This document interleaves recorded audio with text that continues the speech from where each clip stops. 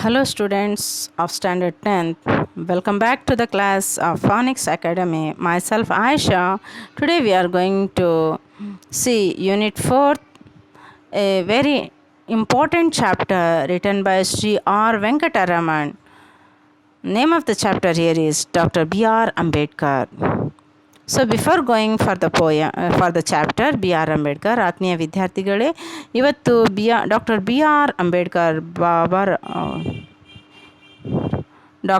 R Ambedkar ಅವರ ಜೀವನದ ಕೆಲವೊಂದು ಘಟ್ಟಗಳನ್ನು ನೋಡೋದಕ್ಕಿಂತ ಮುಂಚೆ ನಾವು ಇವತ್ತು ಇಲ್ಲಿ ಕೊಟ್ಟಿರುವಂತಹ ಒಂದು ಪದ್ಯವನ್ನು ನೋಡೋಣ. Just for your light explanation. Not gold but only men can make Not gold, but only men can make a nation great and strong. Men who for truth and honor's sake stand fast and suffer long. Brave men who work while others sleep, who dare while others fly. They build a nation's pillars deep and lift them to the sky. ಇಷ್ಟು ಅರ್ಥಗರ್ಭಿತವಾಗಿರುವಂತಹ ಒಂದು ಸಾಲುಗಳು. Not gold, but only men can make a nation great and strong. Not gold, ಚಿನ್ನಾಭರಣಗಳು ಅಲ್ಲ. ಒಬ್ಬ ವ್ಯಕ್ತಿ, only men, ಮನುಷ್ಯರು ಮಾತ್ರ ಒಂದು ರಾಷ್ಟ್ರವನ್ನು ಗ್ರೇಟ್ ಆ್ಯಂಡ್ ಸ್ಟ್ರಾಂಗನ್ನಾಗಿ ಮಾಡಬಹುದು, ಮಹಾನ್ ರಾಷ್ಟ್ರವನ್ನಾಗಿ ಮಾಡಬಹುದು, ಗ್ರೇಟನ್ನಾಗಿ ಮಾಡ್ಬೋದು, ಮಹಾನ್ ರಾಷ್ಟ್ರವನ್ನಾಗಿ ಮಾಡ್ಬೋದು, ಸ್ಟ್ರಾಂಗ್ ನೇಷನ್, ಸ್ಟ್ರಾಂಗ್ ಆಗಿರುವಂಥ, ಬಲಶಾಲಿಯಾಗಿರುವಂಥ ರಾಷ್ಟ್ರವನ್ನು ಕಟ್ಬೋದು. ಇಲ್ಲಿ ಬೆಳ್ಳಿ, ಬಂಗಾರ, ಚಿನ್ನಾಭರಣಗಳಿಂದ ಸಾಧ್ಯ ಇಲ್ಲ, ಇದು ಮನುಷ್ಯರಿಂದ ಮಾತ್ರ ಸಾಧ್ಯ. Men who for truth and honour sake stand fast and suffer long. ನೋಡಿ, ಸತ್ಯದ ಮೇಲೆ ಅಹಿಂಸೆಯ ಮೂಲಕ ನಡೆಯುವಂತಹ ಜನರು, ಅವರು ಬಹಳಷ್ಟು ಸಫರ್ ಆಗ್ಬೋದು, ಕಷ್ಟಗಳ ಸರಮಾಲೆ ಅವರಿಗೆ ಎದುರಿಗೆ ಕಾಣಿಸ್ಬಡಬಹುದು. But for honour sake, brave men who work well others sleep. ನೋಡಿ, ನಾವಿಲ್ಲಿ ನಮ್ಮ ಗಡಿ ಪ್ರದೇಶದಲ್ಲಿ ನಮಗೆ ಕಾವಲು ಕೊಡ್ತಾ ಇರುವಂಥ, ಪ್ರೊಟೆಕ್ಷನನ್ನು ಕೊಡ್ತಾ ಇರುವಂಥ ನಮ್ಮ ಸೈನಿಕರನ್ನು ನೋಡ್ಬೋದು. ಬ್ರೇವ್ ಮೆನ್, ಎಷ್ಟು ಧೈರ್ಯಶಾಲಿ ವ್ಯಕ್ತಿಗಳು, ಅವರು ರಾತ್ರಿ ಎಚ್ಚರವಾಗಿರ್ತಾರೆ. ಹೂ ವರ್ಕ್, ಕೆಲಸವನ್ನು ನಿರ್ವಹಿಸ್ತಾ ಇದ್ದಾರೆ, ತಮ್ಮ ಕಾರ್ಯಾಚರಣೆಗಳನ್ನು ಮಾಡ್ತಾ ಇದ್ದಾರೆ. ಯಾವಾಗ? ವೈಲ್ ಅದರ್ ಸ್ಲೀಪ್, ನಾವು ಒಳಗಡೆ ದೇಶದಲ್ಲಿರುವಂಥವರು ಮಲಕ್ಕೊಂಡಿರುವಂಥ ಸಂದರ್ಭದಲ್ಲಿ.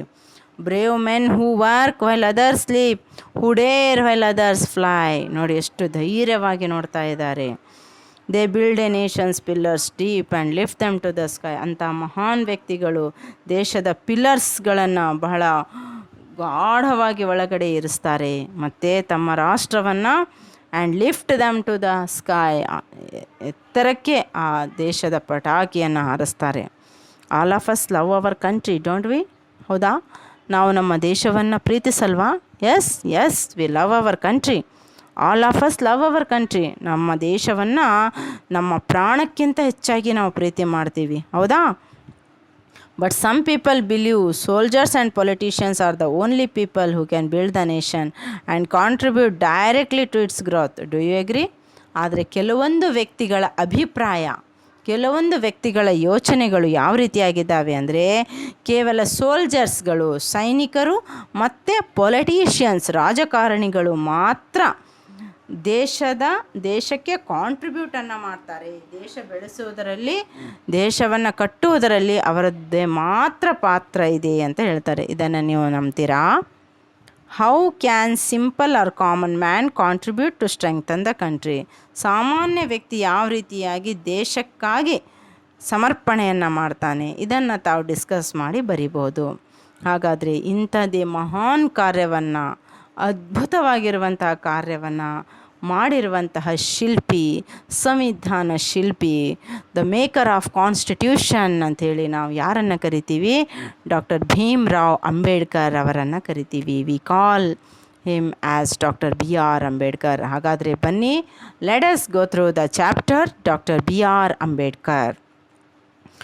One trait which marked Baba Saheb during his student days, and in fact throughout his life, was that he was a voracious reader. He had an insatiable thirst for books. He bought books by curtailing his daily needs. In New York, he is said to have purchased about 2,000 old books. And it is recorded that at the time of second round table conference in London, he brought so many books that they had to be sent to India in 32 boxes. It is important to record here one major influence on Dr. Ambedkar. While in the USA, he was drawn to the 14th Amendment of the Constitution of the USA, which gave freedom to the black Americans. He saw at once the parallel of the situation for the depressed classes in India. On returning home, Baba Saheb came to be greatly influenced by the life and work of Mahatma. So ಇಲ್ಲಿ ಅಂಬೇಡ್ಕರ್ ಅವರ ಬಗ್ಗೆ ನಮಗೆ ವಿವರಣೆ ಸಿಗ್ತಾ ಇದೆ. ಅವರು ಯಾವ ರೀತಿಯಾಗಿದ್ದರು, ಅವರು ಸಂವಿಧಾನ ಶಿಲ್ಪಿ ಆಗಬೇಕು ಅಂತ ಹೇಳಿದರೆ ಅವರು ಯಾವ ರೀತಿಯ ಕಾರ್ಯವನ್ನು ನಿರ್ವಹಿಸಿದ್ದಾರೆ, ಅವರ ನಿಜ ಜೀವನ ಯಾವ ರೀತಿಯಾಗಿತ್ತು, how was his practical life, real life, how was it. One trait which marked Baba Saheb during his student days and in fact throughout his life was that he was a voracious reader. ನೋಡಿ, ಅಸಾಮಾನ್ಯ ವ್ಯಕ್ತಿಯಾಗಿದ್ದರು. ಮಗುವಾಗಿರುವಂಥ ಸಂದರ್ಭದಲ್ಲಿ as a student, ವಿದ್ಯಾರ್ಥಿ ಜೀವನದಿಂದಲೇ ಅವರು ಒಬ್ಬ continuous flow, ಓದುವುದರಲ್ಲಿ ಅತಿಯಾಗಿ ಆಸಕ್ತಿಯನ್ನು ತೋರಿಸುವಂತಹ ಮಗುವಾಗಿದ್ದರು. ಅವರಿಗೆ ಪುಸ್ತಕಗಳ ಬಗ್ಗೆ ಬಾಯಾರಿಕೆ ಇತ್ತು. ನಮಗೆ ಯಾವ ರೀತಿಯಾಗಿ ಬಾಯಾರಿಕೆ ಆದರೆ ನಾವು ನೀರನ್ನು ಕುಡಿತೀವಲ್ಲ, ಆ ತರಹ ಅವರಿಗೆ ಥರ್ಸ್ಟ್ ಇತ್ತು, ಬಾಯಾರಿಕೆ ಇತ್ತು. ನೀರಿನಿಂದಲ್ಲ, ಪುಸ್ತಕಗಳಿಂದ. ಆ ಪುಸ್ತಕದಲ್ಲಿ ಏನಿದೆ ಅದನ್ನು ತಾನು ಓದಬೇಕು, ಅರ್ಥ ಮಾಡ್ಕೊಳ್ಬೇಕು ಅನ್ನುವಂತಹ ಒಂದು ಥರ್ಸ್ಟ್, ಬಾಯಾರಿಕೆ ಅವರಲ್ಲಿತ್ತು. ನೋಡಿ, ಇವತ್ತು ನಾವು ಎಲ್ಲಾದರೂ ಪಿಕ್ನಿಕ್ಸ್ಗಳಿಗೆ, ಟೂರ್ಸ್ಗಳಿಗೆ ಹೋದರೆ ನಾವು ತರುವಂತಹ ವಸ್ತುಗಳು ಏನೆಲ್ಲ ಅಂದರೆ ನಮಗೆಲ್ಲರಿಗೂ ಗೊತ್ತು. Because you too are studying in 10th standard. ಇವಾಗ ನೀವು ಕೂಡ 10ನೇ ತರಗತಿಯ ವಿದ್ಯಾರ್ಥಿಗಳಿದ್ದೀರಾ. ಎಲ್ಲಾದರೂ ಟೂರ್ ಪಿಕ್ನಿಕ್ಕಿಗೆ ಹೋದರೆ ನೀವೇನೆಲ್ಲ ಪರ್ಚೇಸ್ ಮಾಡ್ಕೊಂಡು ಬರ್ತೀರಾ ಅನ್ನೋದು ನನಗಿಂತ ನಿಮಗೆ ಚೆನ್ನಾಗಿ ಗೊತ್ತು, ಹೇಳೋದೇನು ಬೇಕಾಗಿಲ್ಲ. ಅಂಬೇಡ್ಕರ್ ಅವ್ರು ಏನು ಮಾಡ್ತಾರೆ, ನ್ಯೂಯಾರ್ಕಿಗೆ ಹೋಗಿರ್ತಾರೆ ಒಂದು ಸಲ. He bought books by curtailing his daily needs. ಅಲ್ಲಿ ಹೋಗಿರ್ತಾರೆ, ಅವರಿಗೆ ಪಾಕೆಟ್ ಮನಿಯನ್ನು ಕೊಟ್ಟಿರ್ತಾರೆ ಪೇರೆಂಟ್ಸ್ಗಳು. ಕರ್ಟೆಲಿಂಗ್ ಇಸ್ ಡೈಲಿ ನೀಡ್ಸ್ ಅಂದರೆ ಪ್ರತಿನಿತ್ಯ ಊಟ, ಉಪಹಾರ, ಅದಕ್ಕೆಲ್ಲಕ್ಕೆ ಅವರಿಗೆ ಹಣವನ್ನು ಕೊಟ್ಟು ಕಳಿಸಿರ್ತಾರೆ. ಅವರೇನು ಮಾಡ್ತಾರೆ, ಅದರಲ್ಲಿ ಕಡಿತವನ್ನು ಮಾಡಿಕೊಂಡು, ಫಾರ್ ಎಕ್ಸಾಂಪಲ್ ಒಂದು 20 ರೂಪೀಸ್ ಊಟವನ್ನು ಮಾಡಬೇಕಾಗಿದೆ, 15 ರೂಪೀಸ್ ಊಟವನ್ನು ಮಾಡಿ 5 ರೂಪಾಯಿನ ಉಳಿಸ್ಕೊಳ್ತಾ ಇದ್ರು. ಎಕ್ಸಾಂಪಲ್ ಹೇಳ್ತಾ ಇದ್ದೀನಿ. ಆ ರೀತಿಯಾಗಿ ಮಾಡಿಕೊಂಡು ಹಣವನ್ನು ಉಳಿಸ್ಕೊಂಡು ಏನು ಮಾಡ್ತಾಯಿದ್ರು ಅಂದರೆ, ನ್ಯೂಯಾರ್ಕ್ನಲ್ಲಿ he is said to have purchased about 2,000 old books. 2,000 ಪುಸ್ತಕಗಳು, ಅದರಲ್ಲಿ ಹಳೆಯ ಪುಸ್ತಕಗಳು. ಯಾಕಂದರೆ ನಿಮಗೆ ಗೊತ್ತಿಲ್ಲ ಅನಿಸುತ್ತೆ, ನಮ್ಮ ಬಾಲ್ಯಾವಸ್ಥೆಯಲ್ಲಿ ನಾವು ಕೂಡ ಈ ಥರ ಮಾಡ್ತಿದ್ವಿ. ಏನಂದರೆ ಬುಕ್ಸ್ಗಳನ್ನು ಯಾರಾದರೂ ಸೀನಿಯರ್ಸ್ಗಳು ಓದಿದಾಗ ಅವ್ರ ಹತ್ರ ಬುಕ್ಸ್ಗಳನ್ನು ತೆಗೆದುಕೊಂಡು ಅರ್ಧ ಹಣವನ್ನು ಅವ್ರಿಗೆ ಕೊಡ್ತಾಯಿದ್ವಿ, ಹೌದಾ? ಅದೇ ರೀತಿ ಇಲ್ಲಿ ನೋಡಿ, ಯಾಕೆಂದರೆ ಅರ್ಧ ಅಮೌಂಟನ್ನು ಕೊಟ್ಬಿಟ್ರೆ ಹಳೆ ಪುಸ್ತಕಗಳು ಸಿಕ್ಬಿಡ್ತಾಯಿದ್ವು. ಸೊ ಇಲ್ಲಿ ಅಂಬೇಡ್ಕರ್ ಅವರು ಕೂಡ ಏನು ಮಾಡಿದ್ದಾರೆ, ನ್ಯೂಯಾರ್ಕಿಗೆ ಹೋಗಿರುವಂಥ ಸಂದರ್ಭದಲ್ಲಿ ತಮ್ಮ ಡೈಲಿ ನೀಡ್ಸ್ಗಳಿಗೆ ಸ್ವಲ್ಪ ಕಡಿಮೆ ಹಣವನ್ನು ಯೂಸನ್ನು ಮಾಡಿಕೊಂಡು, ಹಣ ಉಳಿತಾಯವನ್ನು ಮಾಡಿಕೊಂಡು, by curtailing his needs and keeping the money, what he did, it is said that in New York of America he purchased nearly 2,000 old books. 2,000 ಹಳೆಯ ಪುಸ್ತಕಗಳನ್ನು ಪರ್ಚೇಸ್ ಮಾಡ್ಕೊಂಡು ಬರ್ತಾ ಇದ್ದಾರೆ. ಅಂದರೆ ಇವರು ಯಾವ ರೀತಿ ಪುಸ್ತಕದ ಹುಳು ಆಗಿದ್ದರು ಎಂಬುದನ್ನು ನೀವು ಅರ್ಥ ಮಾಡ್ಕೊಳ್ಬೇಕು. And it is recorded that, ಅಂದರೆ ಮತ್ತೆ ಇವ್ರ ಬಗ್ಗೆ ರೆಕಾರ್ಡ್ ಆಗಿರುವಂಥದ್ದು ಏನಿದೆ ಅಂದರೆ, recorded that at the time of second round table conference in ಲಂಡನ್ನಲ್ಲಿ 2ನೇ ದುಂಡು ಮೇಜಿನ ಸಮ್ಮೇಳನ ಅಂಥೇಳಿ ನಡೀತು, ಭಾರತ ದೇಶ ಸ್ವತಂತ್ರ ಆಗೋದಕ್ಕಿಂತ ಮುಂಚೆ, ಹೌದಾ? Before India had become independent, Bharat ದೇಶ ಸ್ವತಂತ್ರ ಆಗೋದಕ್ಕಿಂತ ಮುಂಚೆ ಲಂಡನ್ನಲ್ಲಿ ಏನಾಯಿತು, ಸೆಕೆಂಡ್ ರೌಂಡ್ ಟೇಬಲ್ ಕಾನ್ಫರೆನ್ಸ್ ನಡೀತು. ಇತಿಹಾಸವನ್ನು ನೋಡಿದಾಗ ಗೊತ್ತಾಗುತ್ತೆ. When you go through the history you come to know what is this second round table conference. When he had gone for the second round table conference to London, ಎರಡನೆಯ ದುಂಡು ಮೇಜಿನ ಸಮ್ಮೇಳನ London ನಗರಕ್ಕೆ ಹೋಗಿರುವಂಥ ಸಂದರ್ಭದಲ್ಲಿ he bought so many books, ಎಷ್ಟು ಪುಸ್ತಕಗಳನ್ನು ಹೊತ್ಕೊಂಡು ಬಂದರು ಅಂದರೆ they had to be sent to India in 32 boxes, 32 ಬಾಕ್ಸಸ್ಗಳಲ್ಲಿ ಅದನ್ನು ಪ್ಯಾಕ್ ಮಾಡಿ ಭಾರತ ದೇಶಕ್ಕೆ ಕಳಿಸ್ಕೊಡ್ಬೇಕಾಯ್ತು. ಅಂದರೆ ಪುಸ್ತಕದ ಹುಳು ಯಾವ ರೀತಿಯಾಗಿದ್ದರು, ಪುಸ್ತಕ ಪ್ರೇಮಿ ಅಂಬೇಡ್ಕರ್ ಅಂಥೇಳಿ ನಾವು ಹೇಳ್ಬೋದು. It is important to record here one major influence on doctor Ambedkar. ಬಹಳ ಮೇಜರ್ ಆಗಿರುವಂಥ ಒಂದು ಇನ್ಫ್ಲುಯೆನ್ಸ್ ಅಂಬೇಡ್ಕರ್ ಅವರ ಮೇಲೆ ನಡೆದಿರುವಂಥದ್ದು, ಇದನ್ನು ಕೂಡ ರೆಕಾರ್ಡ್ ಮಾಡಲಾಗಿದೆ. While in the USA, he was drawn to the 14th amendment of the Constitution. 14ನೆಯ ಕಾನ್ಸ್ಟಿಟ್ಯೂಷನ್ ಅಮೆಂಡ್ಮೆಂಟ್, ಸಂವಿಧಾನದ ಬಗ್ಗೆ ಚರ್ಚೆ ನಡೀತಾ ಇರುವಂಥ ಸಂದರ್ಭದಲ್ಲಿ of the USA, which gave freedom to the black Americans. 14th amendment of the constitution ಕರಿಯರಿಗೆ, ಇಲ್ಲಿ ವರ್ಣಭೇದ ಪದ್ಧತಿ ಅನ್ನುವಂಥದ್ದು ಅಮೇರಿಕಾದಲ್ಲಿ ನಡೀತಾ ಇತ್ತು, ಇದು ನಿಮಗೆ ಗೊತ್ತಿರಬಹುದು.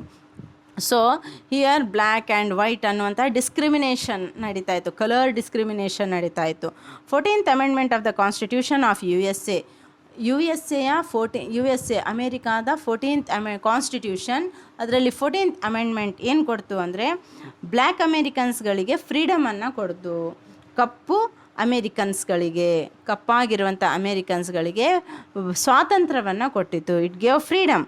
ಆ ಸಂದರ್ಭದಲ್ಲಿ ಇವರು ಏನು ಮಾಡಿದರು, ಹಿ ಸಾ at once the parallel of the situation for the depressed classes in India. ಅವಾಗೇ ಇವರಿಗೇನಾಯಿತು, ಅರಿವಾಯಿತು, ಅಯ್ಯೋ ನನ್ನ ದೇಶದಲ್ಲಿ ಡಿಪ್ರೆಸ್ಡ್ ಕ್ಲಾಸಸ್, ಕೆಳಜಾತಿಯ ಜನರ ಜೊತೆಯಲ್ಲಿ ನನ್ನ ದೇಶದಲ್ಲಿ ಯಾವ ರೀತಿಯ ಪರಿಸ್ಥಿತಿ ಇದೆ, ಅದರ ಮೇಲೆ ಅವಲೋಕನವನ್ನು ಮಾಡಿ ಆನ್ ರಿಟರ್ನಿಂಗ್ ಹೋಮ್, ಅಂದರೆ ಹೋಮ್ ಅಂದರೆ ಭಾರತ ದೇಶಕ್ಕೆ ತಿರುಗಿದ ನಂತರ Baba Saheb came to be greatly influenced by the life and work of Mahatma Phule. ಅಲ್ಲಿಂದ ತಿರುಗಿ ಬಂದ ತಕ್ಷಣ ಅವರ ಜೀವನದ ಮೇಲೆ ಮಹಾತ್ಮ ಫೂಲೆ ಅವರ ಜೀವನ ಏನು ಮಾಡಿತು ಅಂದರೆ ಗಾಢವಾಗಿರುವಂತಹ ಪ್ರಭಾವವನ್ನು ಬೀರಿತು.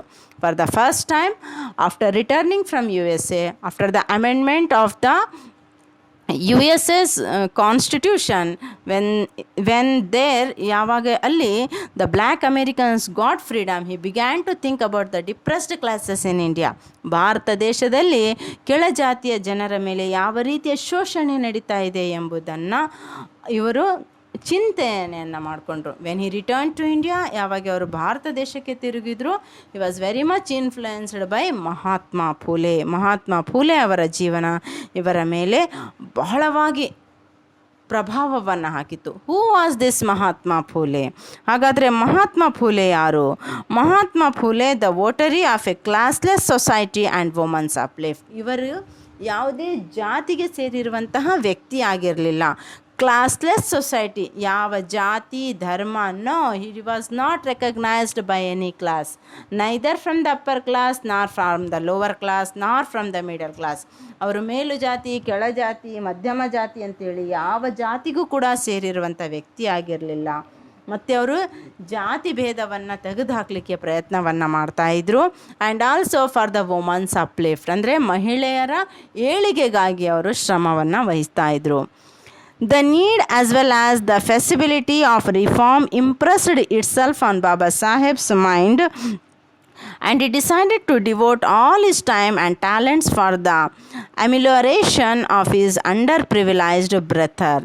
Newspapers started by him such as Mukanayak, Bahishkrit Bharat and Samata were at once recognized as authentic voices of the depressed classes. Likewise, situations set up by him such as Hitakarani Sabha and the Independent Labour Party of India became vehicle of change. During the same period, Gandhi was pioneering his epic reform of Indian society, which included the uplift of depressed classes from Gandhiji had termed Harijans. ನೋಡಿ, ಆ ಸಂದರ್ಭದಲ್ಲಿ ಏನಾಯಿತು, ಮಹಾತ್ಮ ಫೂಲೆ ಅವರು ಏನು ಮಾಡ್ತಾಯಿದ್ರು, ವೋಟರಿ of a classless society, ಯಾವ ಜಾತಿ ಯಾವ ವರ್ಗವೂ ಅಲ್ಲ, ಜಾತಿ ಇಲ್ಲ ಅಂಥೇಳಿ ಆಲ್ ಆರ್ ಸೇಮ್ ಅನ್ನುವಂಥದ್ದನ್ನು ಅದರ ಮೇಲೆ ಚಳುವಳಿಗಳನ್ನು ಮಾಡ್ತಾಯಿದ್ರು. ಆ್ಯಂಡ್ ಆಲ್ಸೋ ವುಮನ್ಸ್ ಅಪ್ಲಿಫ್ಟ್ಮೆಂಟ್, ಮಹಿಳೆಯರ ಏಳಿಗೆಗಾಗಿ ಪ್ರಯತ್ನವನ್ನು ಮಾಡ್ತಾಯಿದ್ರು. ಇವರ ಒಂದು ಜೀವನ ಏನು ಮಾಡಿತು ಅಂದರೆ ಬಾಬಾ ಸಾಹೇಬ್ ಅಂಬೇಡ್ಕರ್ ಅವರ ಮೇಲೆ ಪ್ರಭಾವವನ್ನು ಬೀರಿತು. ಆ ಸಂದರ್ಭದಲ್ಲಿ ಇವರು ಅರಿತುಕೊಂಡ್ರು ಮತ್ತು ತಮ್ಮ ಟ್ಯಾಲೆಂಟ್ಸ್ಗಳನ್ನು ತಮ್ಮ ಹತ್ತಿರ ಇರುವಂತಹ ಸ್ಕಿಲ್ಸ್ಗಳನ್ನು, ಕೌಶಲ್ಯಗಳನ್ನು ಮತ್ತು ಟ್ಯಾಲೆಂಟ್ಸ್ಗಳನ್ನು, ಎವ್ರಿಥಿಂಗ್, ನಾಲೆಜ್, ಟ್ಯಾಲೆಂಟ್ಸ್, ಅದನ್ನೇನು ಮಾಡಿದರು ಅಂದರೆ ಡಿಸೈಡೆಡ್ ಟು ಡಿವೋಟ್, ತಮ್ಮ ಸಮಯವನ್ನು, ತನ್ನಲ್ಲಿರುವಂಥ ಟ್ಯಾಲೆಂಟ್ಸ್ಗಳನ್ನು ಎಲ್ಲವನ್ನು ಕೂಡ ಯಾರಿಗೆ ಅಂಡರ್ ಪ್ರಿವಿಲೇಜ್ ಬ್ರೆತನ್, ಯಾರು ಡಿಪ್ರೆಸ್ಡ್ ಕ್ಲಾಸಸ್ನಲ್ಲಿ ಸಿಕ್ಕಾಕೊಂಡು ಒದ್ದಾಡ್ಕೊಳ್ತಾ ಇದ್ದಾರೆ ಅವರ ಏಳಿಗೆಗಾಗಿ ನಾನು ನನ್ನ ಸಮಯವನ್ನು ಕೊಡ್ತೀನಿ ಅಂಥೇಳಿ ಅದೇ ಸಂದರ್ಭದಲ್ಲಿ ಏನು ಮಾಡ್ತಾರೆ, ಶಪಥವನ್ನು ತೆಗೆದುಕೊಳ್ತಾರೆ. ಮಹಾತ್ಮ ಫೂಲೆ ಅವರ ಜೀವನ ಕೂಡ ಅವರ ಮೇಲೆ ಪ್ರಭಾವವನ್ನು ಹಾಕಿರುತ್ತೆ. ಫಸ್ಟ್ ಏನು ಮಾಡ್ತಾರೆ ಅವರು ಈ ಕಾರ್ಯವನ್ನು ಮಾಡೋದಕ್ಕೆ ನ್ಯೂಸ್ ಪೇಪರ್ಸ್ಗಳನ್ನು ಸ್ಟಾರ್ಟ್ ಮಾಡ್ತಾರೆ. ಯಾವ ನ್ಯೂಸ್ ಪೇಪರ್ಸ್ಗಳನ್ನು ಸ್ಟಾರ್ಟ್ ಮಾಡಿದ್ದಾರೆ? Newspaper started by him such as Mook Nayak, Bahishkrit Bharat and Samata. ನೋಡಿ, ಇದನ್ನು ನೆನ್ಪಿಟ್ಕೊಳ್ಳಿ. The newspaper started by doctor BR Ambedkar for the underprivileged brethren. ಅಂದರೆ ಯಾವುದು ಅಂದರೆ ಮೂಕ ನಾಯಕ್ ಅಂಥೇಳಿ ಒಂದು ಪತ್ರಿಕೆ, ಬಹಿಷ್ಕೃತ್ ಭಾರತ್ ಅಂಥೇಳಿ ಇನ್ನೊಂದು ಪತ್ರಿಕೆ, ಸಮತಾ ಅಂಥೇಳಿ ಇನ್ನೊಂದು ಪತ್ರಿಕೆಗಳ ಮುಖಾಂತರ ಅವ್ರೇನು ಮಾಡಿದರು ಅಂದರೆ ಎಲ್ಲರಿಗೂ ಕೂಡ ಧ್ವನಿಯನ್ನು ಮುಟ್ಟಿಸುವಂತಹ ಒಂದು ಕಾರ್ಯವನ್ನು ಮಾಡ್ತಾಯಿದ್ರು. newspaper started by him such as Muk Nayak, Bahishkrit Bharat and Samata were at once recognized as authentic voices of the depressed classes. ಅದು ಅಥೆಂಟಿಕ್ ಆಗಿದ್ದು, ಹಾಗೆ ಸುಮ್ಮನೆ ಅದರಲ್ಲಿ ಏನೋ ಬರೆದು ಏನೋ ಹಾಗೆ ಹಾಕಿ ಸುಳ್ಳು ಪ್ರಚಾರವನ್ನು ಅವ್ರು ಮಾಡ್ತಾ ಇರಲಿಲ್ಲ.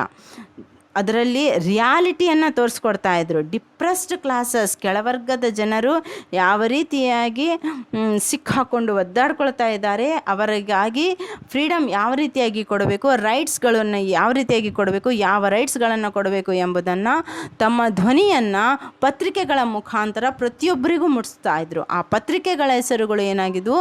ಮೂಕ ನಾಯಕ್, ಬಹಿಷ್ಕೃತ್ ಭಾರತ್ ಮತ್ತು ಸಮತಾ ಅಂಥೇಳಿ. Likewise institution set up by him. ಆಮೇಲೆ ಏನು ಮಾಡಿದರು?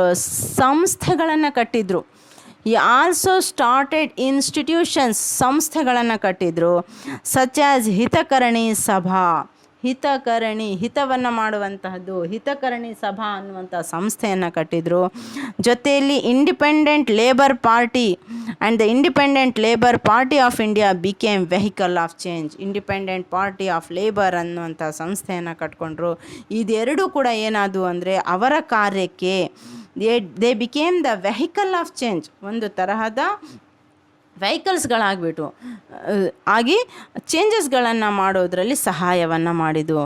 ಡ್ಯೂರಿಂಗ್ ದ ಸೇಮ್ ಪೀರಿಯಡ್, ಅದೇ ಸಂದರ್ಭದಲ್ಲಿ ಏನಾಯಿತು? ಮಹಾತ್ಮ ಗಾಂಧೀಜಿಯವರು ಕೂಡ ತಮ್ಮ ಒಂದು ಧ್ವನಿಯನ್ನು ಎತ್ತಿದ್ರು. Gandhiji was pioneering his epic reform of Indian society which included the uplift of depressed classes. ಆ ಸಂದರ್ಭದಲ್ಲಿ ಗಾಂಧಿ ಕೂಡ ಏನು ಮಾಡ್ತಾ ಇದ್ರು ಅಂದರೆ ಕೆಳಜಾತಿಯ ಜನರಿಗೆ ಮೇಲಕ್ಕೆ ತರುವುದಕ್ಕೆ ಶ್ರಮವನ್ನು ಪಡ್ತಾಯಿದ್ರು ತಮ್ಮ ಒಂದು ಧ್ವನಿಯ ಮುಖಾಂತರ. ಸೊ ಆ ಸಂದರ್ಭದಲ್ಲಿ ಗಾಂಧಿಯವರು ಏನು ಮಾಡ್ತಾಯಿದ್ರು? ಅದೇ ಸಂದರ್ಭದಲ್ಲಿ ಮಹಾತ್ಮ ಗಾಂಧೀಜಿ ಹ್ಯಾಸ್ ಟರ್ಮ್ಡ್ ಕೆಳಜಾತಿಯ ವರ್ಗರಿಗೆ ಹರಿಜನ್ಸ್ ಅಂಥೇಳಿ ಹೆಸರನ್ನು ಕೊಟ್ಟಿದ್ರು. ಹರಿ ಪ್ಲಸ್ ಜನ್ಸ್ ಅಂದರೆ ಮಕ್ಕಳು, ಹರಿಯ ಮಕ್ಕಳು, ದೇವರ ಮಕ್ಕಳು, ಹರಿಜನ್ ಅನ್ನುವಂತಹ ಒಂದು ಪದವನ್ನು ಡಿಪ್ರೆಸ್ಡ್ ಕ್ಲಾಸಸ್ರಿಗೆ ಕೊಟ್ಟು ಅವರ ಏಳಿಗೆಯನ್ನು ಮಾಡೋದರಲ್ಲಿ ತಮ್ಮದೇ ಆಗಿರುವಂತಹ ಒಂದು ಪಾತ್ರವನ್ನು ನಿರ್ವಹಿಸ್ತಾ ಇದ್ರು. ಸೊ ಇದೆಲ್ಲವೂ ಕೂಡ ಏನಾಯಿತು ಅಂದರೆ ಡಾಕ್ಟರ್ BR ಅಂಬೇಡ್ಕರ್ ಅವರಿಗೆ ಬಹಳಷ್ಟು ಹೆಲ್ಪ್ಫುಲ್ ಆಯಿತು, ಬಹಳಷ್ಟು ಸಹಾಯ ಆಯಿತು. ಒಂದು ಕಡೆ ಮಹಾತ್ಮ ಫೂಲೆ ಅವರ ಜೀವನ, ಅವರ ಚರಿತ್ರೆ, ಅವ್ರ ಕಾಂಟ್ರಿಬ್ಯೂಷನ್, ಇನ್ನೊಂದು ಕಡೆ ಅದೇ ಸಂದರ್ಭದಲ್ಲಿ ತಮ್ಮ ಧ್ವನಿಯನ್ನು ಮುಗಿಲಿಗೆ ಮುಟ್ಟಿಸ್ತಾ ಇರುವಂತಹ Mahatma Gandhi by terming the word Harijan ಅನ್ನುವಂತಹ ಪದವನ್ನು ಇಟ್ಕೊಂಡು ಇವರು ಕೂಡ ಡಿಪ್ರೆಸ್ಡ್ ಕ್ಲಾಸಸ್ ಜನರಿಗೆ ಮಾಡ್ತಾ ಇರುವಂತಹ ಕೆಲಸ, ಅವರಿಗಾಗಿ ತೊಟ್ಟಿರುವಂತಹ ಪಣ, ಇದೆಲ್ಲವೂ ಕೂಡ ಅಂಬೇಡ್ಕರ್ ಅವರಿಗೆ ಸಹಾಯ ಮಾಡಿ ಅವರು ಕೂಡ ತಾವು ಅದೇ ಜಾತಿಯಲ್ಲಿ ಹುಟ್ಟಿದರೂ ಕೂಡ ಎಲ್ಲರಿಗೂ ಕೂಡ ರೈಟ್ಸ್ಗಳನ್ನು ಕೊಡಿಸೋದರಲ್ಲಿ ನ್ಯೂಸ್ ಪೇಪರಿನ ಮುಖಾಂತರ ತಮ್ಮದೇ ಆಗಿರುವಂತಹ ಪಾತ್ರವನ್ನು ನಿರ್ವಹಿಸ್ತಾ ಇದ್ದರು. ತಮ್ಮ ಧ್ವನಿಯನ್ನು ಮೂಕ ನಾಯಕ್, ಬಹಿಷ್ಕೃತ್ ಭಾರತ್, ಸಮತಾ ಅನ್ನುವಂತಹ ಪತ್ರಿಕೆಗಳ ಮುಖಾಂತರ ಇಡೀ ಆಗಿರುವಂತಹ ದೇಶಕ್ಕೆ ತಮ್ಮ ಧ್ವನಿಯನ್ನು ಧ್ವನಿಯನ್ನು ಕಳಿಸುವುದರಲ್ಲಿ ತಮ್ಮದೇ ಆಗಿರುವಂಥ ಪಾತ್ರವನ್ನು ನಿರ್ವಹಿಸ್ತಾಯಿದ್ರು. ಸಂಸ್ಥೆಗಳನ್ನು ಕಟ್ಕೊಂಡ್ರು. ಅದರಲ್ಲಿ ಡಿಪ್ರೆಸ್ಡ್ ಕ್ಲಾಸಸ್ಗಳಿಗಾಗಿ ಸಂಸ್ಥೆಗಳನ್ನು, ಇನ್ಸ್ಟಿಟ್ಯೂಷನ್ಸ್ಗಳನ್ನು ಕಟ್ಕೊಂಡು ಅದರಲ್ಲಿ ಹಿತಕರಣಿ ಸಭಾ ಮತ್ತು ಇಂಡಿಯನ್ ಲೇಬರ್ ಪಾರ್ಟಿ ಅನ್ನುವಂಥದ್ದನ್ನು ಕಟ್ಕೊಂಡು ತನ್ನದೇ ಆಗಿರುವಂಥ ಪಾತ್ರವನ್ನು ಮುಂದುವರಿಸಿದ್ರು. Let us see in the next class about the further thinkings of Ambedkar.